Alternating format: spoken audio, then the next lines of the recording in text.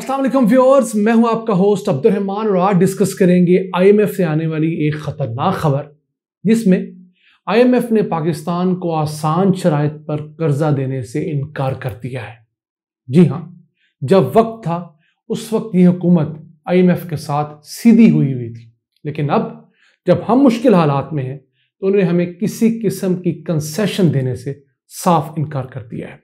हालांकि पिछले हफ्ते ही प्राइम मिनिस्टर ने एमडी आईएमएफ से रिक्वेस्ट की थी कि इस प्रोसेस को बढ़ाया जाए। उसमें यह था कि पाकिस्तान के लिए सबसे बड़ी जो शर्त रखी गई थी कि हमने 6 अरब डॉलर्स अपने दोस्त ममालिक से अरेंज करके अपने अकाउंट में रखने हैं। उसके बाद वो हमें ये किस्त जारी करेंगे। हमें बहुत कोशिश के बाद बमुश्किल 3 अरब डॉलर्स अरेंज हो पाए। हुकूमत का क्लेम तो ये है कि हमने 4.5 अरब डॉलर्स क्लेम किए। चलें वो भी मान लें तो 1.5 अरब डॉलर्स का शॉर्टफॉल अभी भी है।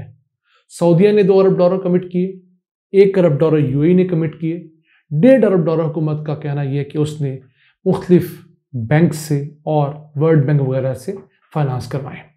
लेकिन आईएमएफ हुकूमत की बात मानने को तैयार नहीं। क्यों? इसहाक डार ने पिछले साल जो बड़े बड़े दावे किए और ये ऐलान किया कि आईएमएफ हो या ना हो हमें कोई फ़र्क नहीं पड़ता, उसका मेरा ख्याल है आईएमएफ दिल पे ले गया है।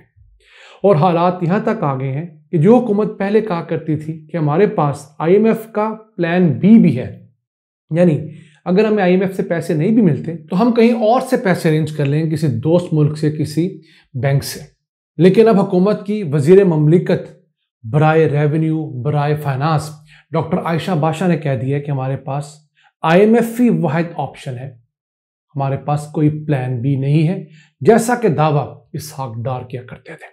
चले, पीडीएम हुकूमत के आने का ये फायदा तो हुआ कि लोगों को पता लग गया कि इसहाक डार दुनिया का नाकिस तरीन वजीर खजाना है। और दूसरा, शहबाज शरीफ जो दुनिया का बेहतरीन एडमिनिस्ट्रेटर कहलवाता था, उसकी कलई भी खुल गई कि मुल्क में जो महंगाई के बुरे हालात हैं तो ये शायद एक सूबा चला लें, बड़ी बात है, इनके बस की बात नहीं कि पूरा मुल्क चला सके। यहां तक हालात पहुंच गए कि कौमी असम्बली की जो कायमा कमेटी बराए फाइनेंस है उसके चेयरमैन कैसर शेख ने कहा है कि क्यों ना इसहाक डार के ऊपर तौहीन पार्लियामेंट का एक्ट लगा के उनको सजा दी जाए। यह एक्ट लेटेस्ट मंजूर किया पार्लियामेंट ने, जिसके अंदर कोई शख्स जो पार्लियामेंट की बात नहीं मानेगा उसे सजा मिलेगी, जेल भेजा जाएगा, जुर्माना अदा करना पड़ेगा। क्यों? इसहाक डार पार्लियामेंट में आते ही नहीं और कायमा कमेटीज के पास जाके अपने मामलात नहीं बताते। इस वजह से मेंबरान असम्बली भी सख्त नाराज है।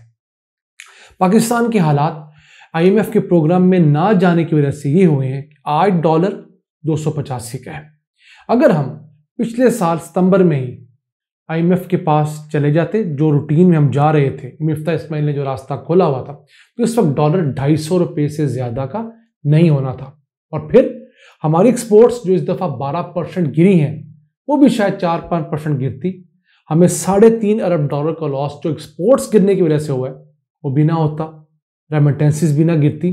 तो मजमूई तौर पर हमें पिछले साल आईएमएफ का प्रोग्राम कंटिन्यू ना करने की वजह से कम कम $5 अरब डॉलर्स का लॉस हो चुका है।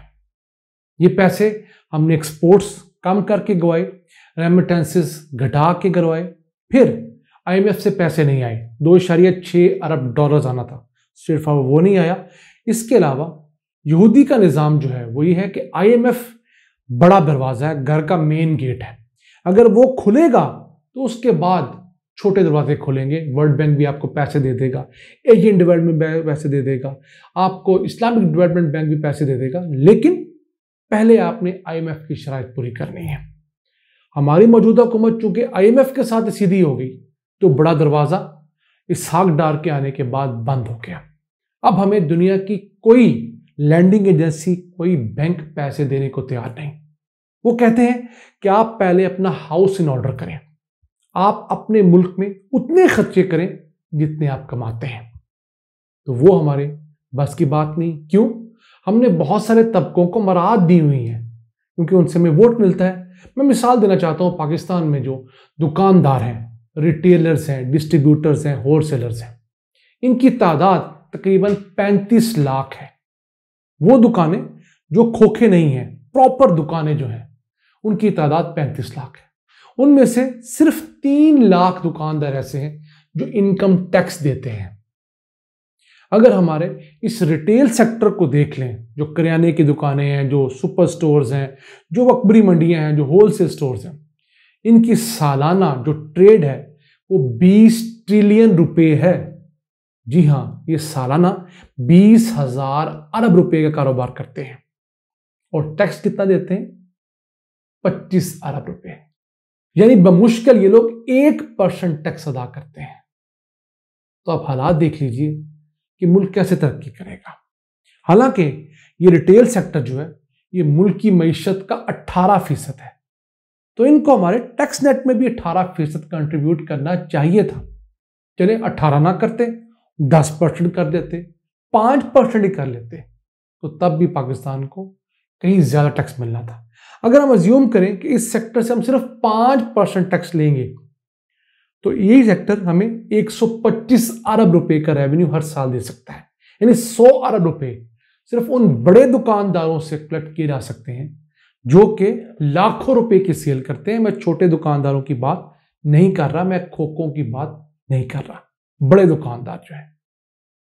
तो टैक्स कौन सा नहीं देते? Income tax.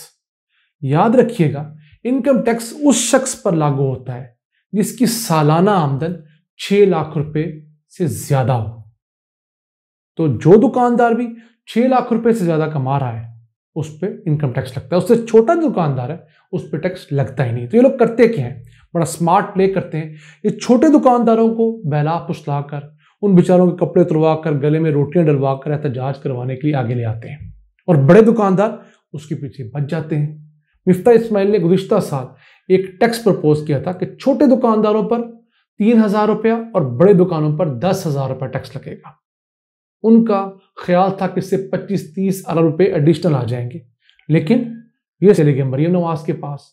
उन्होंने एक ट्वीट की और ये टैक्स रिवर्स हो गया। ये मैं आपको सिर्फ एक सेक्टर की बात बता रहा हूं। यही हालात हमारे एग्रीकल्चर में है। बड़े बड़े जागीरदार 1,000 अरब रुपए से ज्यादा कमाते हैं और टैक्स कितना देते हैं? 2 अरब रुपए। यही हालात प्रॉपर्टी के हैं। तो जब तक पाकिस्तान इन बड़े बड़े सेठों से, बड़े माफियाज से खरबों रुपए जो टैक्स जेन्युइन बनता है वो नहीं निकलवाएगा, हमें अब दुनिया का कोई मुल्क कर्ज भी नहीं देगा। और मैं समझता हूं कि हम लोग डिजर्व करते हैं। हमारी हुकूमतों ने अपने अपने लाडले पाले हुए हैं। किसी का ताजिर लाडला है, किसी का किसान लाडला है, किसी का रियल एस्टेट माफिया लाडला है। तो ये तमाम लोग मिलकर अपने अपने लाडलों को टैक्स रिलीफ देते हैं और उसके बाद उसकी कॉस्ट मुल्क बर्दाश्त करता है। और अगले मालियाती साल में पाकिस्तान जितना टैक्स कलेक्ट करेगा वो सारा का सारा हमारे कर्जों की अदायगी और सूद की अदायगी में चला जाएगा। हमें अखराजात के लिए फिर खरबों रुपए मजीद कर्ज लेना पड़ेगा। आप सिर्फ अज्यूम कर लें तो आप दहल जाएंगे।